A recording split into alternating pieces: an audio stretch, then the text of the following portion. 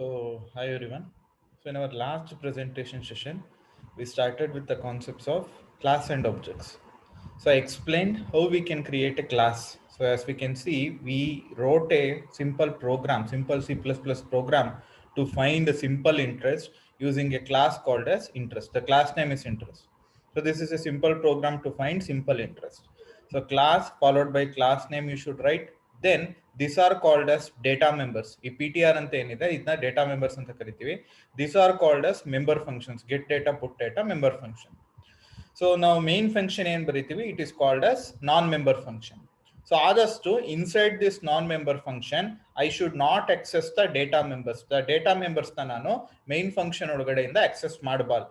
So ಆ ಥರ ಆಗಬೇಕು ಅಂದರೆ this data members needs to be declared under private access specifier. ಅದನ್ನ private access specifier ಅಲ್ಲಿ ಡಿಕ್ಲೇರ್ ಮಾಡ್ಕೊತೀವಿ. ವೆರಾಸ್ ಈ ನಾನ್ ಮೆಂಬರ್ ಫಂಕ್ಷನ್ ನಾನು ಮೆಂಬರ್ ಫಂಕ್ಷನ್ ಆಕ್ಸೆಸ್ ಮಾಡಬೇಕು. ಸೊ ಅದಕ್ಕೆ ನಾನು ಈ ಮೆಂಬರ್ ಫಂಕ್ಷನ್ಸ್ ನ ಪಬ್ಲಿಕ್ ಆಕ್ಸೆಸ್ ಸ್ಪೆಸಿಫೈರ್ ಅಲ್ಲಿ ಡಿಕ್ಲೇರ್ ಮಾಡ್ಕೋತೀನಿ. So when I create an object for A class, ಈ ಇಂಟ್ರೆಸ್ಟ್ ಅನ್ನೋ ಕ್ಲಾಸ್ಗೆ ಒಂದು ಆಬ್ಜೆಕ್ಟ್ ನ ಕ್ರಿಯೇಟ್ ಮಾಡಿದ್ಮೇಲೆ ಥ್ರೂ ದಟ್ ಆಬ್ಜೆಕ್ಟ್, ಆ ಆಬ್ಜೆಕ್ಟ್ ಮುಖಾಂತರ ಮೆಂಬರ್ ಫಂಕ್ಷನ್ಸ್ ನ ಕಾಲ್ ಮಾಡ್ತೀನಿ. Through that object I am calling the member functions because these member functions are declared under public access specifier. So ಈ member function ಒಳಗಡೆಯಿಂದ I will access the data members which is declared under private access specifier. So this were the access specifier concept we learnt in our previous presentation session. All the data members should be declared under private access specifier. All the member functions should be declared under public access specifier. In such a case, inside your non-member function such as main, I will create an object for the class. Through that object with the dot operator, I will access the member functions. The member function in turn will access the data members which are declared in private section. So in this particular presentation session, we are going to continue with some more topics. So the next topic we are going to discuss is scope resolution operator. So how a scope resolution operator looks, it looks like this. Two colons. ಎರಡು colon ಬರಿಬೇಕು. One colon, two colon. ಇದನ್ನ scope resolution operator ಅಂತ ಕರೀತಾರೆ. What is the need of scope resolution operator? ಈ scope resolution operator ಏನು ಕೆಲಸ ಅಂತ ನೋಡೋದು. ಮೇನ್ ಇಂಟೆನ್ಷನ್ ಏನು ಈ ಸ್ಕೋಪ್ ರೆಸೊಲ್ಯೂಷನ್ ಆಪರೇಟರ್ದು ಅಂದ್ರೆ, ಇಲ್ಲಿ ನಾನು ಫಂಕ್ಷನ್ ಡೆಫಿನೇಷನ್ಸ್ ಏನಿದೆ, as you can see this is function definition. ಈ ಗೆಟ್ ಡೇಟಾ ಆದ್ಮೇಲೆ ಒಂದು ಫ್ಲವರ್ ಬ್ರಾಕೆಟ್ ಬರಿಬೇಕು, ಇಲ್ಲಿ ಬರ್ದಿಲ್ಲ ಬರ್ಕೊಳ್ಳಿ. ಸೊ ಇಲ್ಲಿ ಪುಟ್ ಡೇಟಾ ಆದ್ಮೇಲೆ flower bracket open, flower bracket close ಇದೆ. ಕಾಂಪ್ಯೂಟ್ ಆದ್ಮೇಲೆ ಇಲ್ಲಿ ಫ್ಲವರ್ ಬ್ರಾಕೆಟ್ ಓಪನ್, ಇಲ್ಲಿ ಫ್ಲವರ್ ಬ್ರಾಕೆಟ್ ಕ್ಲೋಸ್ ಇದೆ. ಇದು ಕ್ಲಾಸ್ ಡೆಫಿನೇಷನ್ ಕ್ಲೋಸ್ ಆಗಿ ಸೆಮಿಕಾಲನ್ ಹಾಕಿರೋದು. ಸೊ ಒಂದೊಂದು ಫಂಕ್ಷನ್ ನ ಫ್ಲವರ್ ಬ್ರಾಕೆಟ್ ಓಪನ್ ಕ್ಲೋಸ್ ಒಳಗೆ ಡೆಫಿನೇಷನ್ ಬರ್ಕೊಂಡಿದ್ದೀನಿ. ಈ ಫಂಕ್ಷನ್ಗಳದು ಮೆಂಬರ್ ಫಂಕ್ಷನ್ ಡೆಫಿನೇಷನ್ಸ್ ನ ಇನ್ಸೈಡ್ ಕ್ಲಾಸ್ ಬರ್ದಿದ್ದೀನಿ. ಕ್ಲಾಸ್ ಒಳಗಡೆನೆ ಅದರದ್ದು ಡೆಫಿನೇಷನ್ಸ್ ಬರ್ದಿದ್ದೀನಿ. ಈ ಮೆಂಬರ್ ಫಂಕ್ಷನ್ಸ್ ಡೆಫಿನೇಷನ್ಸ್ ನ I have return inside class ಒಳಗಡೆನೆ ಬರ್ಕೊಂಡಿದ್ದೀನಿ.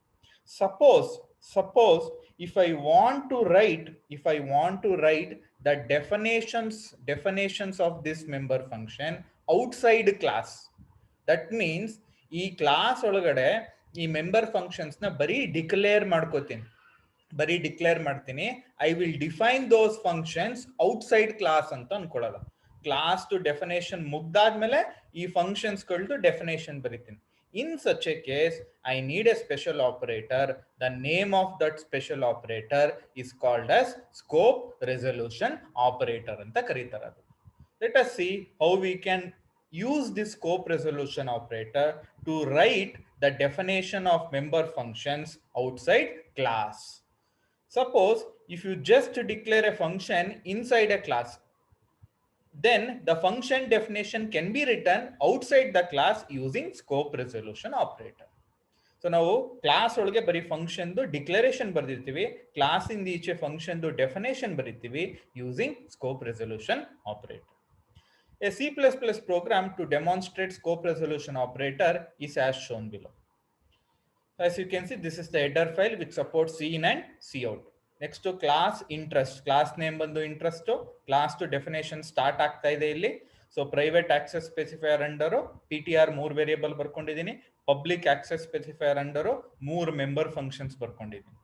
As you can see here, ಇಲ್ಲಿ ಫಂಕ್ಷನ್ ನ ಬರೀ ಡಿಕ್ಲೇರ್ ಮಾಡ್ಕೊಂಡಿದ್ದೀನಿ, ಡೆಫಿನೇಷನ್ ಬರ್ದಿಲ್ಲ ನಾನು, ಫಂಕ್ಷನ್ ಡಿಕ್ಲರೇಷನ್ ಅಷ್ಟೇ.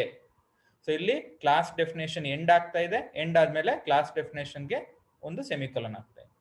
ಈಗ ಏನ್ ಮಾಡ್ತೀನಿ, ಈ ಫಂಕ್ಷನ್ಗಳದ್ದು ಡೆಫಿನೇಷನ್ನ ಕ್ಲಾಸ್ ಇಂದ ಈಚೆ ಬರಿತೀನಿ. ಈಚೆ ಬರಿಬೇಕು ಅಂದ್ರೆ ಈ ಸ್ಕೋಪ್ ರೆಸೊಲ್ಯೂಷನ್ ಆಪರೇಟರ್ನ ಯೂಸ್ ಮಾಡ್ತೀನಿ. ಯಾವ ರೀತಿ ಯೂಸ್ ಮಾಡೋದು ಅಂದ್ರೆ, ಫಸ್ಟ್ ಸ್ಕೋಪ್ ರೆಸೊಲ್ಯೂಷನ್ ಆಪರೇಟರ್ನ ಬರ್ಕೊಬಿಡ್ಬೇಕು. ರೈಟ್ ಸೈಡ್ಗೆ ಫಂಕ್ಷನ್ ನೇಮ್ ಬರಿಬೇಕು. ಯಾವುದು function name? Get data. Left ಸೈಡ್ಗೆ ಈ ಫಂಕ್ಷನ್ ಯಾವ ಕ್ಲಾಸ್ಗೆ ಬಿಲಾಂಗ್ ಆಗುತ್ತೆ ಆ ಕ್ಲಾಸ್ ನೇಮ್ ಬರಿಬೇಕು, ಇಂಟ್ರೆಸ್ಟ್ ಕ್ಲಾಸ್. ನೆಕ್ಸ್ಟ್ ಈ ಫಂಕ್ಷನ್ ರಿಟರ್ನ್ ಟೈಪ್ ಏನಿದೆ ಅಂತ ನೋಡ್ಬೇಕು. ಈ ಫಂಕ್ಷನ್ ರಿಟರ್ನ್ ಟೈಪ್ ಏನು? ವಾಯ್ಡ್. ಸೊ ಇಲ್ಲಿ ವಾಯ್ಡ್ ಅಂತ ಬರೀಬೇಕು. ಆಮೇಲೆ ಆ ಫಂಕ್ಷನ್ ಡೆಫಿನೇಷನ್ ನ ಬರ್ಕೊಂಡು ಹೋಗ್ಬೋದು. So this is how you can write the definition of A function outside class. Scope resolution operator, to the right, write the function name, to the left, write the class name, followed by the return type. ಆ function ಏನ್ return type ಇದೆ ಆ return type ಬರ್ಕೊಳ್ಳಿ. So ಇಲ್ಲಿ ನಾನು ನೋಡ್ದಂಗೆ enter P T R values enter ಮಾಡಿ ಅಂತ ಕೇಳುತ್ತೆ. ಆ 3 ವ್ಯಾಲ್ಯೂಸ್ನ ಸ್ಕ್ಯಾನ್ ಮಾಡ್ಕೋತೀನಿ. ನೆಕ್ಸ್ಟ್ ಪುಟ್ ಡೇಟಾ, ಆ ಪಿ ಟಿ ಆರ್ 3 ಪ್ರಿಂಟ್ ಮಾಡ್ತಾ ಇದ್ದೀನಿ. as you can see, scope resolution operator, right side function name, left side class name, return type. Simple interest ನ ಕ್ಯಾಲ್ಕುಲೇಟ್ ಮಾಡ್ತಾ ಇದೀನಿ. ಈ ಫಂಕ್ಷನ್ ಡೆಫಿನೇಷನ್ ಸ್ಟಾರ್ಟ್ ಆಗಿದೆ, ಇಲ್ಲಿ ಎಂಡ್ ಆಗಿದೆ. ಸೊ ಇಲ್ಲಿ ನಾವೇನ್ ಮಾಡಿದ್ವಿ, ಕ್ಲಾಸ್ ಒಳಗಡೆ ಫಂಕ್ಷನ್ ಬರೀ ಡಿಕ್ಲರೇಷನ್ಸ್ ಬರ್ಕೊಂಡ್ವಿ, ಕ್ಲಾಸ್ ಇಂದ ಈಚೆಗಡೆ ಫಂಕ್ಷನ್ ಡೆಫಿನೇಷನ್ ಬರೆದ್ವಿ ಯೂಸಿಂಗ್ ಸ್ಕೋಪ್ ರೆಸೊಲ್ಯೂಷನ್ ಆಪರೇಟರ್ ನ ಯೂಸ್ ಮಾಡ್ಕೊಂಡು. Then we will go to the main function. Main function ಅಲ್ಲಿ ನನ್ನ ಕ್ಲಾಸ್ ಏನಿತ್ತು ಇಂಟ್ರೆಸ್ಟ್ ಕ್ಲಾಸು, ಅದಕ್ಕೆ ಆಬ್ಜೆಕ್ಟ್ ನ ಕ್ರಿಯೇಟ್ ಮಾಡ್ತೀನಿ. Only when you create an object for the class, ಅವಾಗ ಆ ಕ್ಲಾಸ್ಗೆ ಮೆಮೊರಿ ಅಲೋಕೇಟ್ ಆಗುತ್ತೆ, ಮೆಮೊರಿಲಿ ಜಾಗ ಅಲೋಕೇಟ್ ಆಗುತ್ತೆ. ಈ ಆಬ್ಜೆಕ್ಟ್ ಮುಖಾಂತರ ನಾನೀಗ ಮೆಂಬರ್ ಫಂಕ್ಷನ್ ನ ಕಾಲ್ ಮಾಡ್ತೀನಿ, A dot get data. So A dot get data ಅಂದ ತಕ್ಷಣ ಇಲ್ಲಿಗೆ ಕಾಲ್ ಆಗುತ್ತೆ, ಎಲ್ಲಿ ಫಂಕ್ಷನ್ ಡೆಫಿನೇಷನ್ ಇರುತ್ತೆ ಅಲ್ಲಿಗೆ ಬರುತ್ತೆ. ಇದು ಪಬ್ಲಿಕ್ ಆಕ್ಸೆಸ್ ಸ್ಪೆಸಿಫೈಯರ್ ಅಂಡರ್ ಇರೋದ್ರಿಂದ ಇವು 3. ಸೊ ನಾನು main function non member function ಒಳಗಡೆ ಆಕ್ಸೆಸ್ ಮಾಡ್ಕೋಬಹುದು. So A dot get data ಅಂತ ಕಾಲ್ ಮಾಡಿದ್ರೆ ಪಿ ಟಿ ಆರ್ ಯೂಸರ್ಗೆ ಎಂಟರ್ ಮಾಡಕ್ಕೆ ಹೇಳ್ತೀನಿ, ಯೂಸರ್ ಎಂಟರ್ ಮಾಡ್ತಾನೆ, ಅದನ್ನ ಸ್ಕ್ಯಾನ್ ಮಾಡ್ತೀನಿ. ಅದೇ ರೀತಿ A dot put data, user ಏನು ಎಂಟರ್ ಮಾಡಿರ್ತಾನೆ ಅದನ್ನ ಪ್ರಿಂಟ್ ಮಾಡ್ತೀನಿ. ಆಮೇಲೆ A dot compute, user enter ಮಾಡಿರೋ ಪಿ ಟಿ ಆರ್ ವ್ಯಾಲ್ಯೂಸ್ಗೆ ಸಿಂಪಲ್ ಇಂಟ್ರೆಸ್ಟ್ ನ ಕ್ಯಾಲ್ಕುಲೇಟ್ ಮಾಡ್ತೀನಿ, ಅದನ್ನ ಪ್ರಿಂಟ್ ಮಾಡ್ತೀನಿ. So this is how you can write the definition of a member function outside class using scope resolution operator. So ಈಗ advantages ಏನು scope resolution operator use ಮಾಡೋದ್ರಿಂದ ಅಂದ್ರೆ, ನಾವು ಸ್ಕೋಪ್ ರೆಸೊಲ್ಯೂಷನ್ ಆಪರೇಟರ್ ಯೂಸ್ ಮಾಡೋದ್ರಿಂದ ಏನ್ ಮೇಜರ್ ಫಸ್ಟ್ ಅಡ್ವಾಂಟೇಜ್ ಅಂದ್ರೆ, ನನ್ನ function ಯಾವ ಕ್ಲಾಸ್ಗೆ ಬಿಲಾಂಗ್ ಆಗುತ್ತೆ ಅಂತ ನೀಟಾಗಿ ಗೊತ್ತಾಗೋಗುತ್ತೆ. as you can see here, get data function belongs to interest class, put data function belongs to interest class, compute function belongs to interest class. That is the first advantage. It tells to which class the particular function belongs to. ಸರಿನಾ? Next 2-3 class ಇತ್ತು, ಅದೇ ನಾನು ಇನ್ನರಿಟೆನ್ಸ್ concept ಅಂತ ಹೇಳಿದ್ದೆ. In detail ಆ topic ಬಂದಾಗ explain ಮಾಡ್ತೀನಿ. ಇನ್ನರಿಟೆನ್ಸ್ ಅಂದ್ರೆ ಏನು ಅಂದ್ರೆ, ಒಂದು ಸೂಪರ್ ಕ್ಲಾಸ್ ಇರುತ್ತೆ, ಒಂದು ಸಬ್ ಕ್ಲಾಸ್ ಇರುತ್ತೆ. ಆರ್ ಐ ಕ್ಯಾನ್ ಸೇ ಒಂದು ಪೇರೆಂಟ್ ಕ್ಲಾಸ್, ಒಂದು ಚೈಲ್ಡ್ ಕ್ಲಾಸ್ ಇರುತ್ತೆ. Child class will inherit the features from parent class, sub class will inherit the features from super class. ಆಗ 2-3 ಕ್ಲಾಸ್ ಅಲ್ಲಿ same function name ಇತ್ತು. ಈಗ area ಅಂತಾನೆ function name ಇತ್ತು. Super class ಅಲ್ಲೂ area ಅಂತ ಫಂಕ್ಷನ್ ನೇಮ್ ಇತ್ತು, ಸಬ್ ಕ್ಲಾಸ್ ಅಲ್ಲೂ ಏರಿಯಾ ಅಂತ ಫಂಕ್ಷನ್ ನೇಮ್ ಇತ್ತು. ಅಂತ ಟೈಮಲ್ಲಿ ಯಾವ ಫಂಕ್ಷನ್ ಯಾವ ಕ್ಲಾಸ್ಗೆ ಬಿಲಾಂಗ್ ಆಗುತ್ತೆ ಅಂತ ಈ ಸ್ಕೋಪ್ ರೆಸೊಲ್ಯೂಷನ್ ಆಪರೇಟರ್ ಹೇಳುತ್ತೆ. ಅದನ್ನ ಹೇಳ್ಬೋದಿರ. There are 2 or more function with same function name, then scope resolution operator tells to which class those functions belong to. 2-3 ಫಂಕ್ಷನ್ಗೆ ಸೇಮ್ ನೇಮ್ ಇದ್ದಾಗ ಯಾವ ಫಂಕ್ಷನ್ ಯಾವ ಕ್ಲಾಸ್ಗೆ ಬಿಲಾಂಗ್ ಆಗುತ್ತೆ ಅಂತ ನಿಮ್ ಸ್ಕೋಪ್ ರೆಸೊಲ್ಯೂಷನ್ ಆಪರೇಟರ್ ಇನ್ಫಾರ್ಮ್ ಮಾಡುತ್ತೆ. ಮೇಜರ್ ಅಡ್ವಾಂಟೇಜ್ ಏನು ಅಂದ್ರೆ, ನೀವು ಫಂಕ್ಷನ್ ಡೆಫಿನೇಷನ್ ನ ಔಟ್ಸೈಡ್ ಕ್ಲಾಸ್ ಬರ್ಕೋಬಹುದು. So this are the major advantages of using scope resolution operator. So I hope you might have understood the usage of scope resolution operator. So there are 2 more topics left for this presentation session. ಯಾವ್ದು ಅಂದ್ರೆ, ಇದಾಗ್ಲೇ ನೀವು ಕಲ್ತಿದ್ದೀರಾ, review of structures ನ explain ಮಾಡ್ಬೇಕಾದ್ರೆ ನಾನು ಆಗ್ಲೇ how need of structures ಹೇಳಿದೆ, ಆಮೇಲೆ how to create a new data type using structure ಹೇಳಿದೆ, ಆ ಸ್ಟ್ರಕ್ಚರ್ ನ ಅಪ್ಲಿಕೇಶನ್ ಪ್ರೋಗ್ರಾಮ್ ಅಲ್ಲಿ ಯಾವ ರೀತಿ ಯೂಸ್ ಮಾಡೋದು ಅಂತ ಹೇಳಿದೆ. How to create a new data type using structure, how I can use that new data type in application program ಅಂತ ಹೇಳಿ. ಅದೇ ಕಾನ್ಸೆಪ್ಟ್ ನ ಕ್ಲಾಸ್ ಅಲ್ಲಿ ಯಾವ ರೀತಿ ಇಂಪ್ಲಿಮೆಂಟ್ ಮಾಡೋದು ಅಂತ ನೋಡಿದ್ರೆ that will complete this presentation session. So let's try to understand how to create libraries using scope resolution operator. There are 3 major steps. A library can be created using 3 major steps, 3 major steps ನ use ಮಾಡಿ ಲೈಬ್ರರಿನ create ಮಾಡ್ಕೋಬಹುದು. Step 1, you should include a standard header file iostream.h. iostream.h header file na include ಮಾಡಬೇಕು. Then write the class definition, both of which will be stored in the header file si.h. So ಈ ತರ si.h ಅಂತ ಒಂದು header file ನ create ಮಾಡಬೇಕು. ಈ header file ಒಳಗೆ ನಾವು ಏನ್ ಮಾಡ್ತಾ ಇದೀವಿ, ಲೈಬ್ರರಿನ ಕ್ರಿಯೇಟ್ ಮಾಡ್ತಾ ಇದೀವಿ. ಈ ಹೆಡರ್ ಫೈಲ್ ಒಳಗೆ using scope resolution operator. Inside this si.h header file, you will have the iostream.h header file. Interest class to definition ಇದೆ. As you can see here, interest class to definition. Data members ಇದೆ, under private access specifier. Member function ದು declaration ಇದೆ, under public access specifier. Class to definition end ಆಗಿದೆ. ಇಷ್ಟುನು si.h ಅನ್ನೋ header file ಒಳಗೆ store ಮಾಡ್ಕೋಬೇಕು. ಓಕೆನಾ? Next step 2, write the function definition. ಈ function ದು ಡೆಫಿನೇಷನ್ಸ್ ಬರ್ಕೋತೀನಿ. Declared in class in a library file silib.cpp. silib.cpp ಅಂತ ಒಂದು ಲೈಬ್ರರಿ ಫೈಲ್ ಒಳಗೆ ಈ ಫಂಕ್ಷನ್ ದು ಡೆಫಿನೇಷನ್ಸ್ ಬರ್ಕೋಬೇಕು. ಫಸ್ಟ್ ಏನ್ ಮಾಡಿದ್ವಿ, ಹೆಡರ್ ಫೈಲ್ ಕ್ರಿಯೇಟ್ ಮಾಡಿದ್ವಿ. ನೆಕ್ಸ್ಟ್ silib.cpp ಒಳಗೆ ಈ ಗೆಟ್ ಡೇಟಾ ಫಂಕ್ಷನ್ ದು ಡೆಫಿನೇಷನ್, ಪುಟ್ ಡೇಟಾ ಫಂಕ್ಷನ್ ದು ಡೆಫಿನೇಷನ್, ಕಾಂಪ್ಯೂಟ್ ಫಂಕ್ಷನ್ ದು ಡೆಫಿನೇಷನ್ ಬರುದ್ವಿ ಯೂಸಿಂಗ್ ಸ್ಕೋಪ್ ರೆಸಲ್ಯೂಷನ್ ಆಪರೇಟರ್. ಮೂರನೇ ಸ್ಟೆಪ್ ಅಲ್ಲಿ ಏನ್ ಮಾಡಬೇಕು, ಹೆಡರ್ ಫೈಲ್ ಏನ್ ಕ್ರಿಯೇಟ್ ಮಾಡಿದ್ವಿ si.h, ಆಮೇಲೆ ಲೈಬ್ರರಿ ಫೈಲ್ ಏನ್ ಕ್ರಿಯೇಟ್ ಮಾಡಿದ್ವಿ silib.cpp, ಅದನ್ನ ಯೂಸರ್ಗೆ ಕೊಡ್ತೀವಿ. ಯೂಸರು ಇದೆರಡೂನು ಯೂಸ್ ಮಾಡಿಕೊಂಡು ಮೇನ್ ಫಂಕ್ಷನ್ ಅಲ್ಲಿ ಇಂಟ್ರೆಸ್ಟ್ ಅನ್ನೋ ಕ್ಲಾಸ್ಗೆ ಒಂದು ಆಬ್ಜೆಕ್ಟ್ ನ ಕ್ರಿಯೇಟ್ ಮಾಡ್ತಾನೆ. That will be A new data type. ಅವಾಗ ಒಂದು ಹೊಸ ಲೈಬ್ರರಿ ಕ್ರಿಯೇಟ್ ಆದಂಗೆ ಆಗುತ್ತೆ. So this is how you can create a new data type or new library. The final step is the header file si.h and the library file silib.cpp will be given to user for creating the new data type. ಇದೆರಡೂನು user use ಮಾಡಿಕೊಂಡು ಅವನು ಈ interest ಅನ್ನೋ ಕ್ಲಾಸ್ಗೆ ಯಾವಾಗ ಒಂದು object ನ create ಮಾಡ್ತಾನೆ, ಅವಾಗ ಒಂದು ಹೊಸ ಡೇಟಾ, ಇಂಟ್ರೆಸ್ಟೇ ಒಂದು ಡೇಟಾ ಟೈಪ್, ಹೊಸ ಡೇಟಾ ಟೈಪ್. ಈಗ ಆ ಡೇಟಾ ಟೈಪ್ಗೆ ನಾವು ಆಬ್ಜೆಕ್ಟ್ ನ ಕ್ರಿಯೇಟ್ ಮಾಡಿದ್ರೆ ವೇರಿಯೇಬಲ್ ನ ಕ್ರಿಯೇಟ್ ಮಾಡೋ ತರ ಆಗುತ್ತೆ. So this is how you can create library, or I can say you can create a new data type using scope resolution operator. So the next last topic for this presentation session is how you can use classes, or I can say ನಾವು ಹೆಂಗೆ structures ನ application program ಅಲ್ಲಿ use ಮಾಡ್ತಿದ್ವಿ, ಅದೇ ರೀತಿ how I can use classes in application programs. Classes ನ application program ಅಲ್ಲಿ ಯಾವ ರೀತಿ ಯೂಸ್ ಮಾಡೋದು ಅನ್ನೋದನ್ನ ಅಬ್ಸರ್ವ್ ಮಾಡೋದು. Okay, so how to use classes inside application programs. Step 1, include the library file silib.cpp. ಈ silib.cpp ಏನ್ ಕ್ರಿಯೇಟ್ ಮಾಡಿದೀನಿ ಮೆಂಬರ್ ಫಂಕ್ಷನ್ ಡೆಫಿನೇಷನ್, ಅದನ್ನ ಇನ್ಕ್ಲೂಡ್ ಮಾಡ್ಕೋತೀನಿ.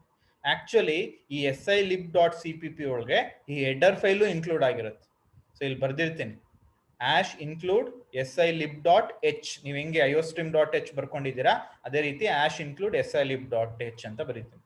ಸೊ ಈ ನಾನು ಫಸ್ಟ್ ಸ್ಟೆಪ್ ಅಲ್ಲಿ ಲೈಬ್ರರಿ ಫೈಲ್ silib.cpp ನ ಇನ್ಕ್ಲೂಡ್ ಮಾಡ್ಕೋತೀನಿ ವಿತ್ ಮೇನ್ ಫಂಕ್ಷನ್. ಈ ತರ ಇನ್ಕ್ಲೂಡ್ ಮಾಡ್ಕೊಳ್ಳೋದ್ರಿಂದ ಈ silib.cpp ಒಳಗೆ ಕ್ಲಾಸ್ ಟು ಡೆಫಿನೇಷನ್ ಇರುತ್ತೆ, ಜೊತೆಗೆ ಆ ಮೆಂಬರ್ ಫಂಕ್ಷನ್ ಸಹ ಡೆಫಿನೇಷನ್ ಇರುತ್ತೆ. ಇಷ್ಟುನು silib.cpp ಒಳಗೆ ಸ್ಟೋರ್ ಆಗಿರುತ್ತೆ. ಅದೆರಡುನು ನಾನು ಇಲ್ಲಿ ಇನ್ಕ್ಲೂಡ್ ಮಾಡ್ಕೊತೀನಿ. ದೆನ್ ಒಂದು ಎಂಟಿ ಮೇನ್ ಫಂಕ್ಷನ್ ಬರೀತೇನೆ. This is an empty main function. Main function ಒಳಗೆ ಏನೂ ಇಲ್ಲ. ನೆಕ್ಸ್ಟ್ ಆ ಎಂಟಿ ಮೇನ್ ಫಂಕ್ಷನ್ಗೆ ಒಂದು ಆಬ್ಜೆಕ್ಟ್ ನ ಕ್ರಿಯೇಟ್ ಮಾಡ್ತೀನಿ. as you can see here, I am creating an object for that empty main function. ಇದು ಚೇಂಜ್ ಮಾಡಿ this is silib.cpp. silib.cpp ಆಗಬೇಕು. ಈ ಎಂಟಿ ಮೇನ್ ಫಂಕ್ಷನ್ ಒಳಗೆ ಇಂಟ್ರೆಸ್ಟ್ ಕ್ಲಾಸ್ ಇದ್ರೊಳಗೆ ಇರುತ್ತಾಗ್ಲೇ ಈಗ. ಸೊ ಈ silib.cpp ಒಳಗೆ ಈ ಹೆಡರ್ ಫೈಲ್ ಇರುತ್ತೆ, ಜೊತೆಗೆ ಇದಿರುತ್ತೆ. ಹೆಡರ್ ಫೈಲ್ ಒಳಗೆ ಏನಿದೆ, ಈ ಕಂಟೆಂಟ್ ಇದೆ. ಸೊ ಇಂಟ್ರೆಸ್ಟ್ ಅನ್ನೋ ಕ್ಲಾಸ್ಗೆ ಆಬ್ಜೆಕ್ಟ್ ನ ಕ್ರಿಯೇಟ್ ಮಾಡ್ತೀನಿ. ನೆಕ್ಸ್ಟ್ ಮೂರನೇ ಸ್ಟೆಪ್, ಆ ಆಬ್ಜೆಕ್ಟ್ ಏನ್ ಕ್ರಿಯೇಟ್ ಮಾಡಿರ್ತೀನಿ ವೇರಿಯೇಬಲ್, ಆ ವೇರಿಯೇಬಲ್ ಅಥವಾ ಆಬ್ಜೆಕ್ಟ್ ಮುಖಾಂತರ ಮೆಂಬರ್ ಫಂಕ್ಷನ್ಸ್ ನ ಕಾಲ್ ಮಾಡ್ತೀನಿ. Get data, put data, compute ನ ಕಾಲ್ ಮಾಡ್ತೀನಿ member functions. So when I call this member function, ಅವಾಗ ನನ್ನ ಪ್ರೋಗ್ರಾಮ್ ಕಂಪ್ಲೀಟ್ ಆಗುತ್ತೆ.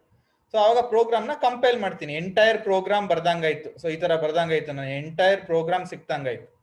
ಸೊ ಎಂಟೈರ್ ಪ್ರೋಗ್ರಾಮ್ ಬರ್ದಿರೋದನ್ನ ಕಂಪೈಲ್ ಮಾಡಿದಾಗ ಒಂದು ಆಬ್ಜೆಕ್ಟ್ ಫೈಲ್ ಸಿಗುತ್ತೆ. ಈ ಆಬ್ಜೆಕ್ಟ್ ಫೈಲ್ ನ library, the object file with the library file silib.cpp ಏನಿದೆ ಆ ಲೈಬ್ರರಿ ಫೈಲ್ ಜೊತೆ ಕೊಟ್ಟಾಗ ಎಕ್ಸಿಕ್ಯೂಟಬಲ್ ಸ್ಟೇಟ್ಮೆಂಟ್ ಸಿಗುತ್ತೆ, ಅದನ್ನ ನಾನು ಅಪ್ಲಿಕೇಶನ್ ಅಲ್ಲಿ ಯೂಸ್ ಮಾಡ್ಕೋಬಹುದು ಆರಾಮ. I can directly use that in the application. When I compile this particular file, entire file, silib.cpp ಒಳಗೆ ಕ್ಲಾಸ್ ಡೆಫಿನೇಷನ್ ಇರುತ್ತೆ, ಮೆಂಬರ್ ಫಂಕ್ಷನ್ ಡೆಫಿನೇಷನ್ ಇರುತ್ತೆ, ನೆಕ್ಸ್ಟ್ ಇಲ್ಲಿ ಮೇನ್ ಫಂಕ್ಷನ್ ಸಿಕ್ತಂಗಾಯ್ತು, ಇಷ್ಟನ್ನು ಕಂಪೈಲ್ ಮಾಡಿದಾಗ ಒಂದು ಆಬ್ಜೆಕ್ಟ್ ಫೈಲ್ ಸಿಗುತ್ತೆ. ಈ ಆಬ್ಜೆಕ್ಟ್ ಫೈಲ್ನ ನೀವು ಎಲ್ಲಿ ಯೂಸ್ ಮಾಡ್ತೀರಾ ಬೇರೆ ಪ್ರೋಗ್ರಾಮು, ಆ ಲೈಬ್ರರಿ ಫೈಲ್ ಜೊತೆ ಕಂಬೈನ್ ಮಾಡಿದ್ರೆ ಒಂದು ಎಕ್ಸಿಕ್ಯೂಟಬಲ್ ಸ್ಟೇಟ್ಮೆಂಟ್ ಸಿಗುತ್ತೆ, ಅದನ್ನ ನೀವು ಅಪ್ಲಿಕೇಶನ್ ಅಲ್ಲಿ ಡೈರೆಕ್ಟ್ ಆಗಿ ಯೂಸ್ ಮಾಡ್ಕೋಬಹುದು without any problems. I can directly use it inside the application. So these are the things we learnt in this particular presentation session. What all we learnt? First ಏನು ಕಲ್ತ್ವಿ? Usage of scope resolution operator na ಕಲ್ತ್ವಿ. What is the usage of scope resolution operator? If you want the definition of member function outside class ಬರಿಬೇಕು ಅಂದ್ರೆ, if I want to write the definition of member function outside class, I can make use of scope resolution operator. So ಈ ತರ ನಾನು use ಮಾಡ್ಕೊಂಡಿದ್ದೀನಿ. As you can see, get data, put data, compute, ಮೂರ್ದು definition outside class ಬರ್ತೀವಿ. Next main function ಮುಖಾಂತರ interest class object ನ create ಮಾಡಿ, object ಮುಖಾಂತರ ಮೆಂಬರ್ ಫಂಕ್ಷನ್ಸ್ ನ ಕಾಲ್ ಮಾಡಿದ್ರೆ ಪ್ರೋಗ್ರಾಮ್ ರನ್ ಆಗುತ್ತೆ. There are 3 advantages with respect to scope resolution operator. Next topic ನಾವೇನ್ ನೋಡಿದ್ವಿ? The next topic what we saw ಏನು ಅಂದ್ರೆ, ಲೈಬ್ರರಿ ಅಥವಾ ಹೊಸ ಡೇಟಾ ಟೈಪ್ ನ ಯಾವ ರೀತಿ ಕ್ರಿಯೇಟ್ ಮಾಡೋದು ಅಂತ ನೋಡಿದ್ವಿ. ಹೆಂಗ್ ಕ್ರಿಯೇಟ್ ಮಾಡೋದು using scope resolution operator? First ಒಂದು si.h ಅಂತ ಹೆಡರ್ ಫೈಲ್ ಕ್ರಿಯೇಟ್ ಮಾಡಬೇಕು. ಅದರೊಳಗೆ iostm.h ಇನ್ಕ್ಲೂಡ್ ಮಾಡಿಕೊಂಡು ಇಂಟ್ರೆಸ್ಟ್ ಕ್ಲಾಸ್ ಡೆಫಿನೇಷನ್ ಬರೀಬೇಕು. ನೆಕ್ಸ್ಟ್ silib.cpp ಅಂತ ಒಂದು ಫೈಲ್ ಕ್ರಿಯೇಟ್ ಮಾಡಬೇಕು. ಅದರೊಳಗೆ ಈ ಹೆಡರ್ ಫೈಲ್ ನ ಇನ್ಕ್ಲೂಡ್ ಮಾಡ್ಕೊಂಡಿರ್ತೀರಾ, ಜೊತೆಗೆ ಈ ಮೆಂಬರ್ ಫಂಕ್ಷನ್ ಎಲ್ಲದ್ರದ್ದು ಡೆಫಿನೇಷನ್ಸ್ ಬರ್ತಿರ್ತೀರಾ. ನೆಕ್ಸ್ಟ್ ಏನ್ ಮಾಡ್ತೀರಾ, ಈ ಹೆಡರ್ ಫೈಲು ಮತ್ತೆ CPP ಫೈಲ್ ನ ಯಾವ್ದಾದ್ರು ಯೂಸರ್ ಕೊಟ್ರೆ ಅವನು ಆ ಇಂಟ್ರೆಸ್ಟ್ ಅನ್ನೋ ಕ್ಲಾಸ್ಗೆ ಆಬ್ಜೆಕ್ಟ್ ನ ಕ್ರಿಯೇಟ್ ಮಾಡ್ಕೊಂಡು ಯೂಸ್ ಮಾಡ್ತಾನೆ. ಇಂಟ್ರೆಸ್ಟ್ ಅನ್ನೋ ಕ್ಲಾಸ್ ಹೊಸ ಡೇಟಾ ಟೈಪ್, ಆ ಡೇಟಾ ಟೈಪ್ಗೆ ಒಂದು ಆಬ್ಜೆಕ್ಟ್ ನ ಕ್ರಿಯೇಟ್ ಮಾಡ್ಕೊಂಡು ಪ್ರೋಗ್ರಾಮ್ ಅಲ್ಲಿ ಯೂಸ್ ಮಾಡ್ತಾನೆ. ಸಪೋಸ್ ನನ್ನ ಅಪ್ಲಿಕೇಶನ್ ಪ್ರೋಗ್ರಾಮ್ ಯಾವುದೋ ಒಂದು ಅಪ್ಲಿಕೇಶನ್ ಡೆವಲಪ್ ಮಾಡ್ತಾ ಇದೀನಿ, ಅವಾಗ ನಾನು ಸಿಂಪಲ್ ಇಂಟ್ರೆಸ್ಟ್ ಕ್ಯಾಲ್ಕುಲೇಟ್ ಮಾಡಬೇಕು ಅನ್ಕೊಂಡು, ಅವಾಗ you can provide an object file.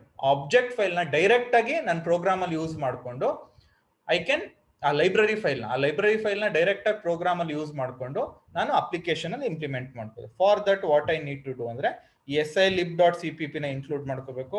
ಅದರೊಳಗೆ ಈ ಹೆಡರ್ ಫೈಲ್ ಇರುತ್ತೆ, ಮೆಂಬರ್ ಫಂಕ್ಷನ್ ಡೆಫಿನೇಷನ್ ಇರುತ್ತೆ, ಎಂಟಿ ಮೈನ್ ಫಂಕ್ಷನ್ ಬರೀತೀರಾ, ಇಂಟ್ರೆಸ್ಟ್ ಅನ್ನೋ ಕ್ಲಾಸ್ಗೆ ಆಬ್ಜೆಕ್ಟ್ ಬರೀತೀರಾ, ಆಬ್ಜೆಕ್ಟ್ ಮುಖಾಂತರ ಮೆಂಬರ್ ಫಂಕ್ಷನ್ ನ ಕಾಲ್ ಮಾಡ್ತೀರಾ. ಈಗ ಇದ್ರೊಳಗೆ ಕ್ಲಾಸ್ ಡೆಫಿನೇಷನ್ ಇರುತ್ತೆ, ಮೆಂಬರ್ ಫಂಕ್ಷನ್ ಡೆಫಿನೇಷನ್ ಇರುತ್ತೆ, ಮೇನ್ ಫಂಕ್ಷನ್ ಸಿಕ್ತು, ಇಷ್ಟನ್ನು ಕಂಪೈಲ್ ಮಾಡಿದ್ರೆ ಒಂದು ಆಬ್ಜೆಕ್ಟ್ ಫೈಲ್ ಸಿಗುತ್ತೆ. ಈ ಆಬ್ಜೆಕ್ಟ್ ಫೈಲ್ ನ ನೀವು ಯಾವ ಅಪ್ಲಿಕೇಶನ್, ಈ ಆಬ್ಜೆಕ್ಟ್ ಫೈಲ್ ನ ನೀವು ಯಾವ ಅಪ್ಲಿಕೇಶನ್ ಯೂಸ್ ಮಾಡ್ತೀರಾ ಆ ಲೈಬ್ರರಿ ಫೈಲ್ ಜೊತೆ ಕಂಬೈನ್ ಮಾಡಿದ್ರೆ ಅವಾಗ ಒನ್ ಮೋರ್ ಲೈಬ್ರರಿ ಫೈಲ್ ಸಿಗುತ್ತೆ, that can be executed in an application. ಅದನ್ನ ಅಪ್ಲಿಕೇಶನ್ ಒಳಗೆ ನಾನು ಈಸಿಯಾಗಿ ಎಕ್ಸಿಕ್ಯೂಟ್ ಮಾಡ್ಕೋಬಹುದು. So this is how I can make use of the classes inside application program. Classes ನ ಅಪ್ಲಿಕೇಶನ್ ಪ್ರೋಗ್ರಾಮ್ ಒಳಗೆ ಈ ತರ ಯೂಸ್ ಮಾಡ್ಕೋಬಹುದು. So far in this presentation and in the previous presentation session, we saw what is a structure, how you can make use of a structure program to find simple interest. Later on we saw class, and inside class the data member should be declared under private access specifier. The member function should be declared under public access specifier. If you want the member function definition to be defined outside class, I can make use of scope resolution operator to define member function outside class. Then we saw how to create library or new data type using scope resolution operator. Lastly, we saw how we can make use of classes in application programs. So just go through all of the presentation session I have covered so far. So make notes of the same. So once the entire model gets completed, I will be giving some assignment questions. I will be giving some programs for you to work on. So once you complete all those exercises and programs and assignments, then we can go for the unit test or internals part. So for time being, watch all the 6 presentation session I have covered so far. If you get any doubts with respect to any of the presentation session, you can clarify those doubts by sending a message. So thank you. Make sure you watch the presentation session with complete concentration. Thank you.